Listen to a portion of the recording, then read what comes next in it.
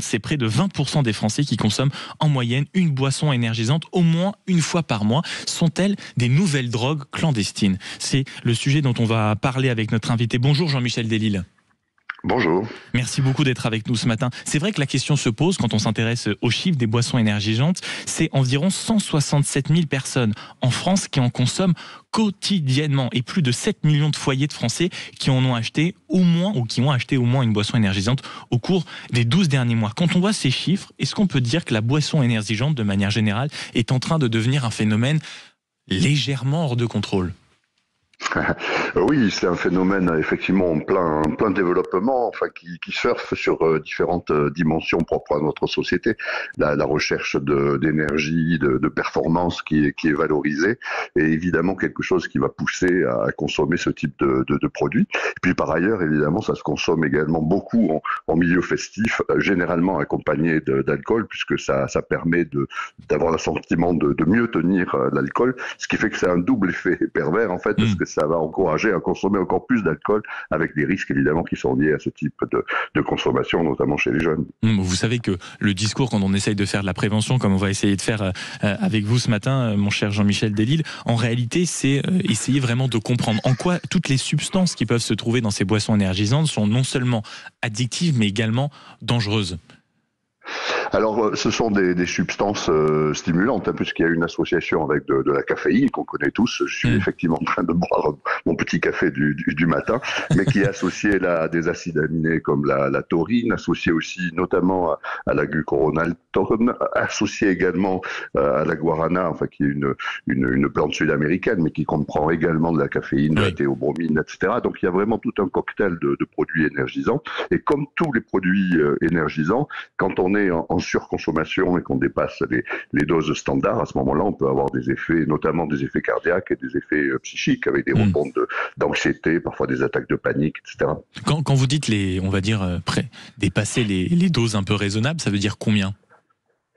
C'est-à-dire les canettes là qui sont généralement au moins à 30 centilitres, souvent plus d'ailleurs, ça correspond à plusieurs doses de café standard, ce qui fait qu'à partir du moment où on va avoir consommé parfois une, parfois deux canettes, on est au-delà de toute façon des doses standards, et surtout à ce moment-là, il va y avoir des risques physiologiques puisque la caféine augmente la diurèse, donc ça peut amener à se déshydrater, on peut avoir des coups de chaleur. Enfin, c'est vraiment quelque chose de problématique. Surtout quand c'est associé à l'alcool. Vous êtes psychiatre addictologue et président de la fédération Addiction. Je pense peut-être à ceux qui nous écoutent, qui voient leurs ados, leurs enfants, peut-être certains copains à l'occasion, ou en tout cas qui sont confrontés à ce phénomène et qui doivent se dire, bon, en réalité, peut-être qu'une petite canette de boisson énergisante de temps en temps, ça n'a jamais tué personne. Ils sont sans doute dans le vrai, ou est-ce que vraiment, dans la mesure du possible, il ne faut jamais tomber dedans, il faut l'exclure définitivement de notre vie?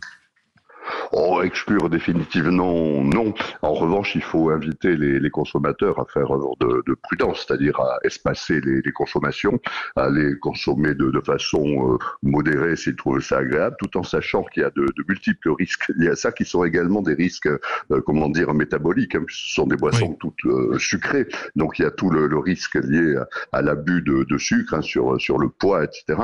Donc, je pense qu'il ne faut pas non plus essayer de diaboliser ce type de produit, ça pourrait peut-être avoir un effet contre-productif, mais en tout cas, il faut attirer l'attention des jeunes sur le fait qu'évidemment, c'est des faux amis.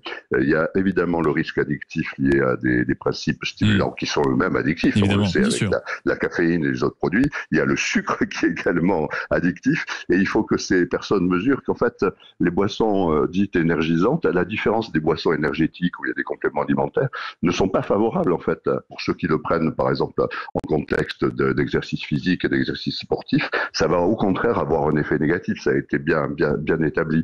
Donc il faut se méfier là des mensonges du marketing qui vont nous dorer la pilule, si j'ose dire, de ces substances-là, alors même qu'en fait elles ont des effets qui sont globalement plutôt négatifs en cas d'usage répété. Jean-Michel Delisle, je le disais, vous êtes psychiatre addictologue et président de la fédération Addiction. Ça fait 2-3 fois que vous l'évoquez durant notre conversation. Le sucre, vous avez vu aussi qu'en termes de marketing, de plus en plus de boissons de ce type mettent et précisent et font des versions vraiment allégées en sucre, sans sucre. Qu'est-ce que vous dites aux personnes qui se rassurent en disant oui, bon d'accord, c'est peut-être quelques cafés, mais bon, tout va bien, il y a moins de sucre. Je sais qu'il y a un vrai débat sur ça et on en fait un argument marketing, alors que je crois que scientifiquement, ou en tout cas d'un point de vue médical, c'est parfois pire, non ? Ouais, c'est-à-dire les édulcorants ont quelques avantages par rapport au sucre direct. Effectivement, il y a moins d'effets métaboliques en termes d'apport calorique. En revanche, ce sont des produits qui sont tout aussi addictifs pour le coup. Ce qui veut dire que c'est quelque chose qui, quand on commence à en prendre, va amener à recommencer. Et c'est pour ça vraiment un des pièges de ces produits-là, c'est qu'ils contiennent à la fois des substances addictives, y compris donc les édulcorants quand c'est zéro sucre, mais en plus ce sont vraiment des substances qui vont avoir des effets totalement délétères en cas d'abus. C'est-à-dire au moment où l'ANSES avait proposé, même pendant un temps, c'était en 2008 je crois, la France avait interdit en fait, c'était Red Bull à l'époque, avec la taurine, c'était suite à des décès quand même. Alors, ensuite il s'est établi que les quelques décès qui avaient eu lieu étaient chez des personnes qui avaient un très haut niveau de vulnérabilité cardiaque. Néanmoins, ça confirme bien que c'est pas des produits anodins, loin de là. Et une dernière question, et en quelques mots, pardonnez-moi Jean-Michel Delisle, qu'est-ce qui fait que c'est clairement devenu une génération, une boisson d'une génération, parce que c'est massivement consommé par les jeunes, avec les 2-3 marques qu'on a pu citer. On a vu, notamment grâce à une enquête du Parisien, comment ces boissons énergisantes s'infiltraient massivement dans les facs. Qu'est-ce qui fait que c'est devenu, une fois plus, quasiment la boisson d'une génération, en quelques mots ? Eh bien, je pense que d'une part, il y a la recherche d'énergie, de performance. Il y a aussi la recherche festive, puisque ce sont des produits qui sont également consommés en milieu festif. Et le troisième porte d'entrée, si j'ose dire, mais qui est également importante, c'est qu'on est dans une période où ça, c'est plutôt un côté positif. Les gens essayent de reprendre de l'exercice. Ils ont compris que l'exercice physique était bon pour la santé globalement. Et certains ont tendance à user de ces produits-là pour favoriser justement cet exercice. Donc, il y a toutes ces dimensions liées à notre période de recherche de performance sur lesquelles ils surfent.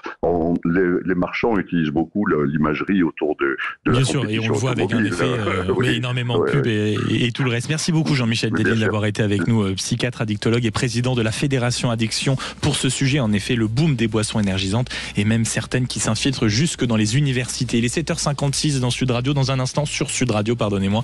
Dans un instant, c'est vous qui avez la parole. 0826 300 300.